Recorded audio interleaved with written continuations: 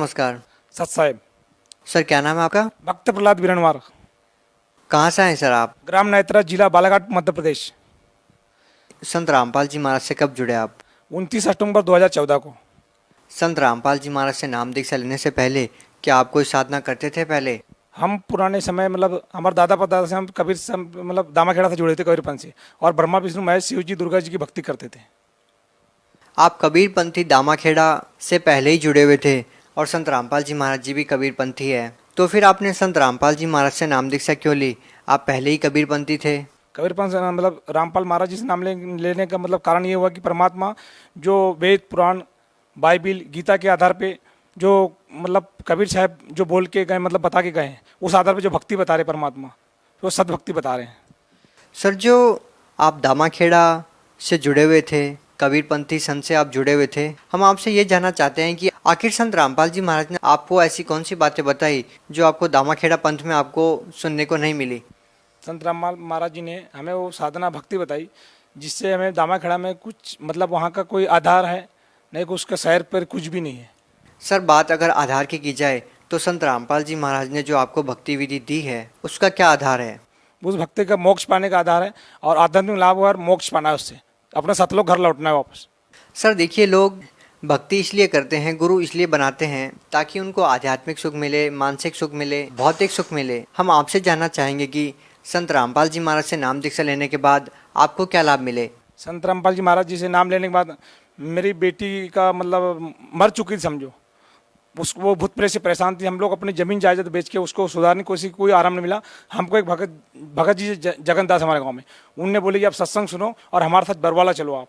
उनके साथ हमने सुने, सत्संग सुने कुछ दिन तक। फिर बरवाला आए, बरवाला में हमने संत रामपाल महाराज जी से नाम दीक्षा लिए। मेरी बेटी आज अच्छी हो गई और मैंने 17 मार्च में भी रमणी करवाया बैतुल आश्रम में आके।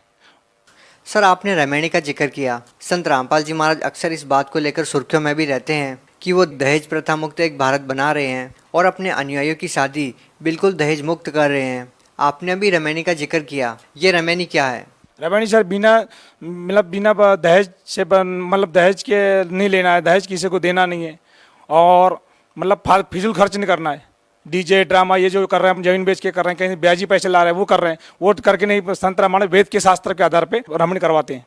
सर आप कुछ रिपोर्ट साथ में लेके आए हैं, ये रिपोर्ट्स किस बारे में है?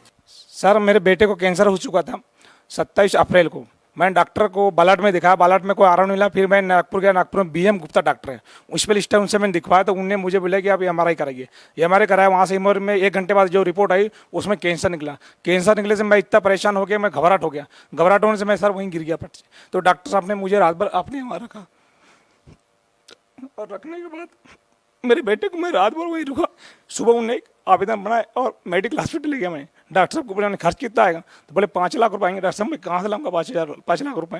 तो फिर मैंने उन्हें मेडिकल मतलब आवेदन दिए, आवेदन वो बनाया मतलब उन्हें, और मैं गया मेडिकल हॉस्पिटल, वहाँ पे एडमिट किए। उन्हें रिपोर्ट 10 दिन के लिए पहुँचाए। हाँ 10 दिन के बाद मेरे एक ही लगा मेरा, तो फिर मैं वहीं रहा। फिर मैंने परमात्मा से अरदास लगाया, परमात्मा मैं आपके शरण में आ गया हूँ और मेरे बेटे को ये हो रहा है, यार बाप डॉक्टर से डॉक्टर, बड़े डॉक्टर हो आप, अविनाशी हो, सभी दुखों को तार को मेरे बेटे का दुख तार दो आप। कुछ दिन बाद वहीं हम 1 महीना तक मेडिकल में रहे और उसके बाद मैं अरदास लगाया। वहाँ से अरदास है कि आप परमात्मा ने बोला रामपाल महाराज जी ने कि आपको परमात्मा दया करेंगे।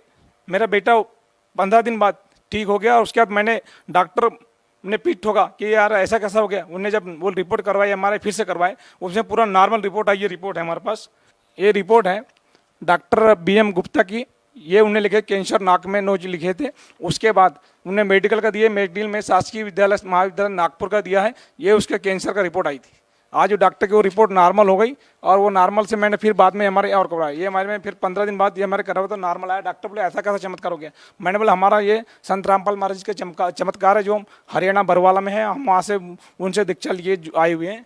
सर इस आधुनिक युग में लोगों को ये बात पे यकीन करना मुश्किल हो जाता है कि एक संत के आशीर्वाद देने से, उनसे नाम दीक्षा लेकर भक्ति करने से आखिर कैंसर जैसी भयानक बीमारियां कैसे ठीक हो सकती है। लेकिन आपकी रिपोर्ट्स इस बात को प्रमाणित करती है कि आपके बेटे को कैंसर था और संत रामपाल जी महाराज से नाम दीक्षा लेने के बाद वो ठीक हो गए। सर हम आपसे ये जानना चाहेंगे कि आखिर एक संत के आशीर्वाद से, उनसे नाम दीक्षा लेने से आखिर ये लाभ आप लोगों को जो मिल रहे हैं ये कैसे मिल रहे हैं?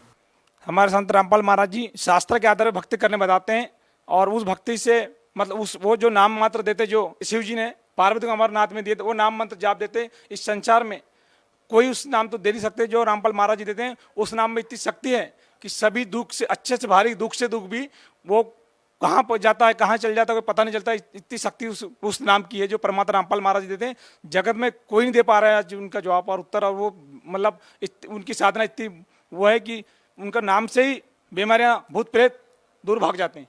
सर, संत रामपाल जी महाराज से नाम दीक्षा लेने के बाद आपको और क्या लाभ मिले? सर, मेरे कमर में, मैं हूँ driver, green valley public school Balat में मैं बस चलाता हूँ 4-5 साल से। मैं टायर खोल रहा था, अचानक मैं लीवर घुमा रहा था, मेरे कमर में एक मतलब ऐसी हड्डी में कट सी आवाज़ आई थी। वो आवाज़ आने से वो मेरे को बहुत दर्द बढ़ गया था। तो मैंने डॉक्टर जैन सिद्धांत जैन बालाघाट में उनको दिखाया। उनने मुझे एमआरआई के लिए लिखा, एमआरआई करके मैं नागपुर गया, नागपुर से एमआरआई करके आया, उनको दिखाया था। उनने बोले कि भगत मतलब भैया आपकी जो नस है, नस से वो हड्डी चिपक गई है, टूट गई है, तो मतलब फैल गई है, तो आप मुझे मतलब इसका ऑपरेशन करना पड़ेगा। तो मैंने सर ऑपरेशन कितना पैसा लगेगा? बोले 75,000 रुपये लगेंगे आपको। सर मैंने मेरी औकात तो उतनी है नहीं, मैं कहाँ से लूँगा 75,000। उसके बाद मैंने ये डॉक्टर चलो छोड़ो, मैं अब नागपुर में दिखाता हूँ।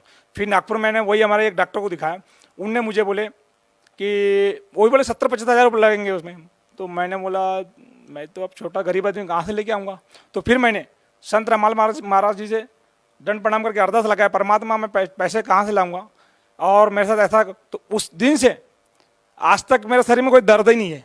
सर देखिए, आपकी तरह बहुत सारे ऐसे लोग हैं जो कैंसर जैसी भयानक बीमारी से पीड़ित हैं, और भी बहुत सारे शारीरिक और मानसिक लोगों को कष्ट हैं, जिसके लिए वो दूसरे संतों के पास जाते हैं। लेकिन आश्चर्यजनक बात यह है कि उन संतों के पास जाने के बाद उनको ये जवाब मिलता है कि आपको अपने पिछले पाप कर्मों का भोग भोगना ही पड़ेगा, ये बीमारियाँ ऐसे नहीं कर सकती। लेकिन दूसरी तरफ संत रामपाल जी महाराज से जो भी व्यक्ति नाम दीक्षा लेता है उसको आध्यात्मिक और शारीरिक सुख मिलते हैं। आप उन लोगों को क्या कहना चाहेंगे जो दूसरे संतों से, दूसरे पंथों से, या ये कहें कि मेडिकल में लाखों करोड़ों रुपए खर्च करते हैं? हाँ सर, लोग मेडिकल में जाते हैं, इलाज करवाते हैं, मतलब फालतू में 5 लाख 10 लाख वो खर्च करते हैं। नहीं है तो ज़मीन बेचो, ये करो, ये अपन जो आतंक गुरुओं के पीछे घूम रहे हैं जबरदस्ती, और वो उल्टा नाम काल का नाम दे रहे हैं। इसलिए परमात्मा संत रामपाल महाराज जी आए हुए हैं, और हमने उनसे मतलब नाम लेके आज मेरा बेटा ठीक हुआ, मेरा बेटा आया हुआ है।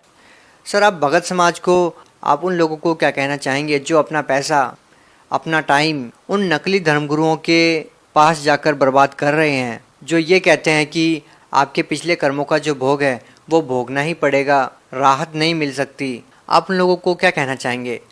मैं सभी मतलब दर्शक लोग को बताना चाहता हूँ कि संत रामपाल महाराज जी परमात्मा आए हुए हैं।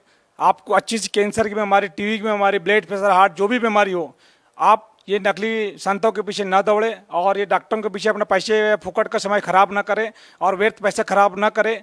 आप साधना चैनल में पट्टी चल रही है, रोज़ सत्संग सुनिए, और पट्टी में जो नंबर दिया है उस पट्टी पे कांटेक्ट करिए।